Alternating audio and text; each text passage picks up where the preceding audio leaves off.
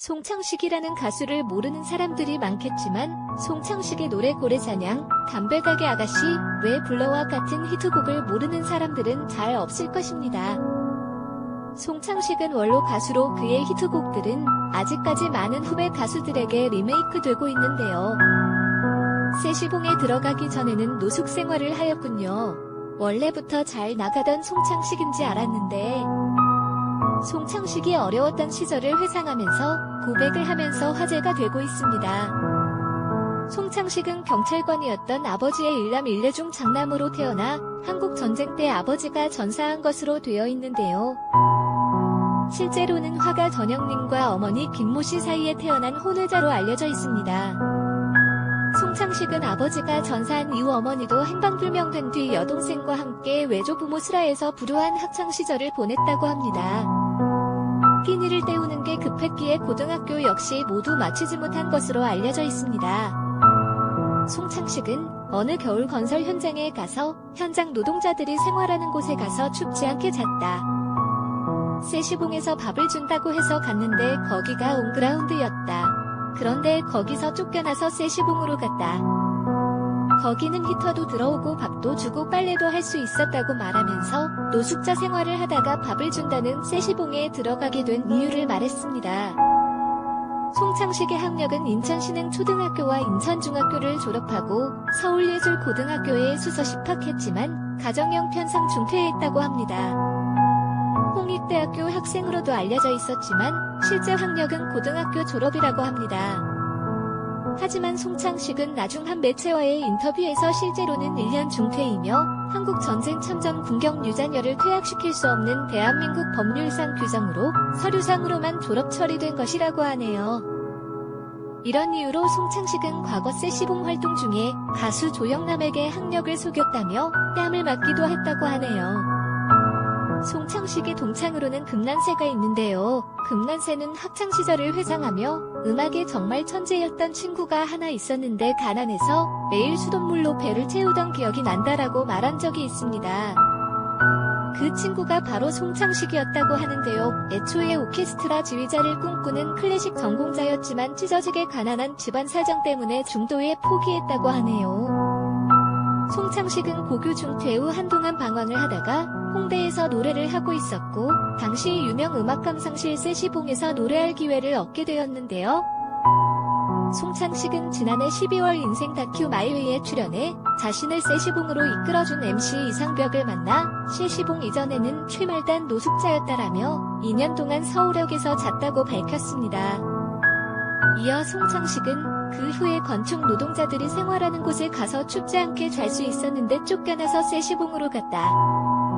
그때까지는 전부 언더그라운드에 있다가 세시봉에서 밥을 준다고 해서 갔는데 거기가 온그라운드였다며 이상벽이 자신을 세시봉으로 데려간 것이 터닝포인트였다고 했습니다. 송창식은 자신을 세시봉으로 이끌게 해준 절친 이상벽을 만나러 가기도 했습니다. 이상벽은 유독 기타를 잘 쳤던 송창식을 세시봉으로 인도한 인물로 유명하죠. 송창식은 이상벽이 세시봉으로 자신을 데려간 게 인생의 터닝 포인트였다. 그전에는 팝 음악을 모르는 정도가 아니고 싫어했다. 생활적으로도 터닝 포인트인데 노래로서도 터닝 포인트다. 거기서 조영남을 만난 것도 터닝 포인트다라고 말하면서 세시봉으로 성공하게 된 이유를 고백한 송창식이네요. 송창식은 1947년생으로 2019년 한국 나이로 계산하면 73살이 되었습니다. 1967년 윤영주와 함께 트윈폴리오를 결성해 이듬해 1968년 트윈폴리오 1집 앨범으로 데뷔했고 송창식은 또 이듬해 1969년 영화 푸른 사과의 조연을 통해 영화배우로 데뷔하기도 했는데요. 하지만 이후 윤영주가 미국으로 유학을 떠나면서 1970년에는 솔로 가수로 전향했으며 1970년대 초중반에 세시봉 카페에서 활동하기도 했습니다. 그러다가 이후 송창식은 1974년에 피리 부는 사나이라는 곡으로 대중들에게 큰 인기를 끌게 되었는데요. 다음 해에도 왜 불러라는 곡으로 대박을 터뜨렸고 한 번쯤으로 1975년 최고인기 가수상을 수상.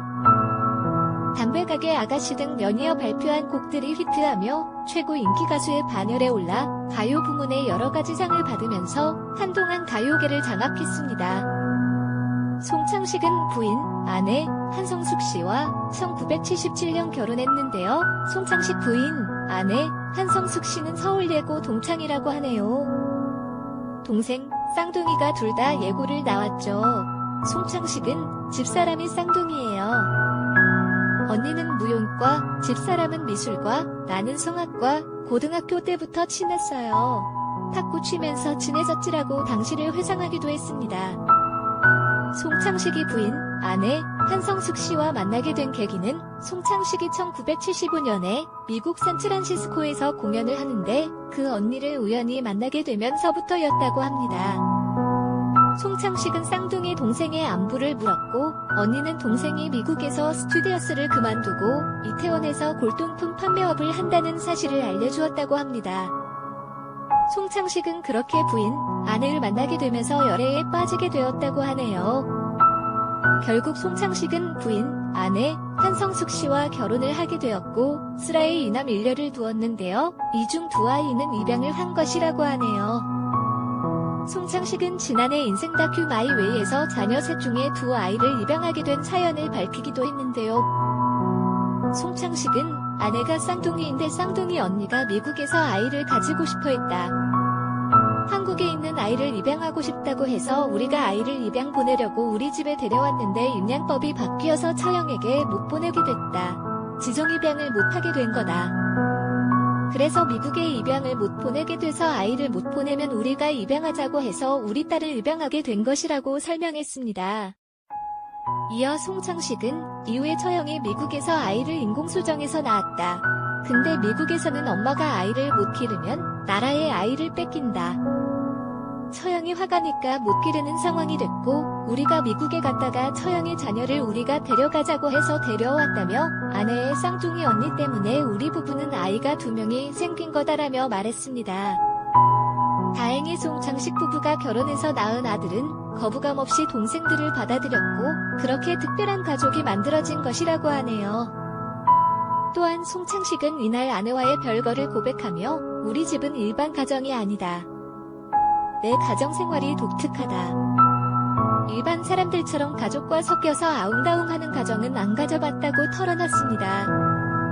아내는 사업한다고 떨어져 지난 지 오래됐다. 송창식은 아내와 같이 안 산다. 1년에 1, 2번 본다고 밝혔습니다. 따로 산 지 20년쯤 됐다. 생활 패턴이 남다르다는 그는 나는 가정을 위해서 희생한다든지 아니면 살림을 도와준다든지 그런 마음이 없었다. 그래서 별거한 거다라며 다른 사람들처럼 문제 생겨서 별거하는 건 아니다.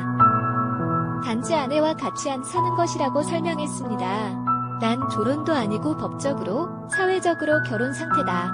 그러면서 집 이야기가 나오면 곤란하다.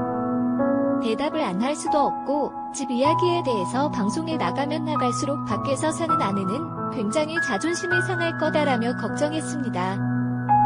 송창식은 1970년대 대마초 파동에 대해서 대마초를 싫어하는 사람이라고 밝힌 송창식은 경찰이 대마초 사건을 맨 처음 조사할 때 진짜 대마초를 피운 사람들 조사가 끝나고 명단을 다 만들어 놓은 다음에 우리 그룹 멤버 중 나한테 제일 처음 왔다라며 이어 송창식은 형사가 너 이 사람들 다 대마초를 피웠는데 넌 왜 안 했냐라고 물으니 나는 안 합니다. 그게 노래하는데 너무 나빠요 라고 말했다고 당시 상황을 설명했습니다.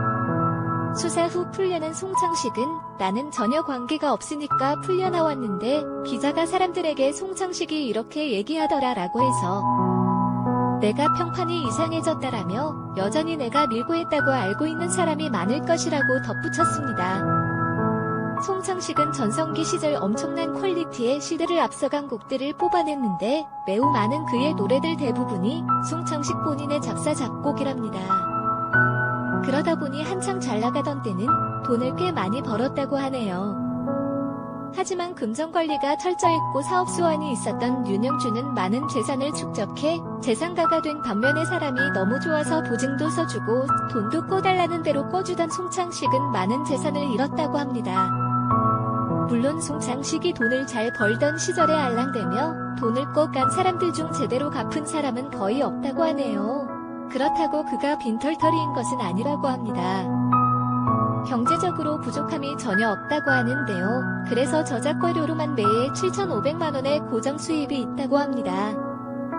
하지만 그냥 술만큼 있으면 된다는 사고방식이라 그 시절 돈을 꿔가고 보증을 서준 사람들을 원망하는 것도 없다고 하네요.